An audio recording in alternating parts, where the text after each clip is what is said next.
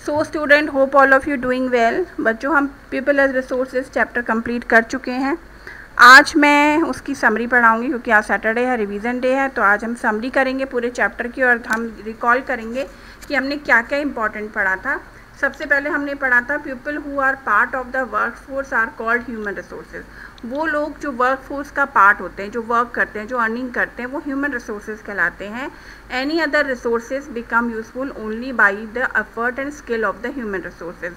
Human resources सबसे important है क्योंकि कोई भी रिसोर्सेज तब यूजफुल बनता है जब उसमें ह्यूमन एफर्ट और स्किल ऐड होती है, और ह्यूमन ही रिसोर्स को रिसोर्स बनाते हैं। दस human resources a significant part of economy in a country. तो ह्यूमन रिसोर्स हमारी कंट्री की इकोनॉमी का एक इम्पॉर्टेंट पार्ट है।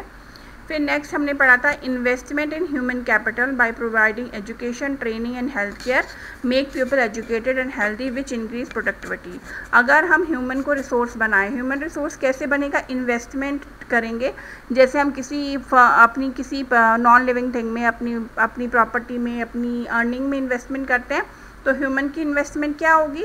उन्हें एजुकेशन दो, ट्रेनिंग दो और हेल्थ केयर करो। तो ये तीन जो है वो ह्यूमंस के ऊपर इन्वेस्टमेंट है। और लोग एजुकेटेड होंगे, हेल्दी रहेंगे तो प्रोडक्टिविटी भी इंक्रीज़ रहेगी। एजुकेट पेरेंट्स जो होते हैं वो अपने चिल्ड्रंस पे, एजुकेशन पे ज़्यादा ध्यान देते हैं, हेल्थ पे ध्यान देते हैं, ताकि जिससे उनका फ्यूचर भी अच्छा रहता है। अनएजुकेटेड पेरेंट्स जो हैं वो एजुकेशन और हेल्थ केयर इन्वेस्टमेंट नहीं करते अपने चिल्ड्रन पे, तो उनको उसका बेनिफिट भी नहीं मिलता। हमने सर्कल और फिलास की 2 स्टोरी पढ़ी थी, आप उसे दोबारा पढ़िएगा, आपको याद आ जाएगा कि किस तरीके से एक पेरेंट्स ने इन्वेस्टमेंट किया, एजुकेशन दी, तो उनका बेटा अच्छी फॉर्म में आ गया, और एक नहीं दे पाए तो वो अपने वही ना एजुकेशन ले पाया और इसी तरह सफ़र कर रहा है।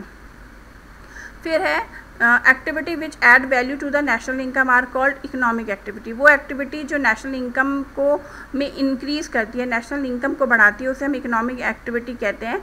इकोनॉमिक एक्टिविटी को हम 3 सेक्टर में डिवाइडेड करते हैं, primary, secondary and tertiary sector.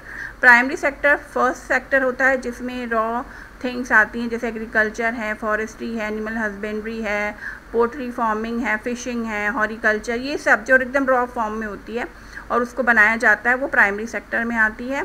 Manufacturing को हम कंस्ट्रक्शन इंडस्ट्री कहते हैं, जिसमें कि प्राइमरी सेक्टर की चीज़ों का कंस्ट्रक्शन होता है। कोई भी चीज़ जो मैन्युफैक्चर किया जा रहा है वो सब सेकेंडरी सेक्टर में आएगा। टर्शरी सेक्टर जो है उसको सर्विस सेक्टर भी कहते हैं। इसमें वो इकोनॉमिक एक्टिविटी आएंगी जो प्राइमरी और सेकेंडरी सेक्टर्स